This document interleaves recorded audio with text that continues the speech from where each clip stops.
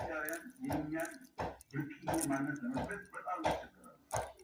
ብዙ የሚያስደንቅ ሀብት ያለው ሀገር በፈለግነው መለኛ ከየትም ሀገር ጋር መሰላሰል የማያሳፍር ታሪክ የማያሳፍር መልክዓ ምድር የተፈጥሮ ጸጋ ያለው ሀገር ያን ለመደበቅ መታተር መስተቃየት ለተቸገሩ ተገቢ ያለ መገለጥ ያለበት ነገር አለ።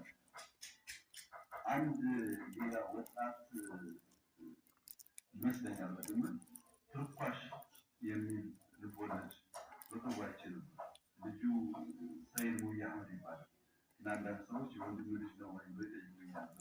የወንድም ልጅ አይደለም፣ ግን ወሎ አካባቢ መቼ ተጠረብ ያለ እና ናይን ሰፊ መቼ ተጠረብ ያለ ወሎ አካባቢ የጻፈው አንድ መንደር ላይ የማህበረሰቡን ባህል ሰርጉን፣ ለቅሶውን፣ ሀዘኑን የሚዋደዱ ሰዎች እንዴት ባህላቸውን ተቆይዟቸው ያለምነት ተቸግረው ክብር ዋጋ እንደሚከፍሉ የአንድን ማህበረሰብ እሳቤ ብቻ ሳይሆን የአኗኗር ዘይቤና በግጥማቸውን ችግር ጸርቦ መሰለኝ።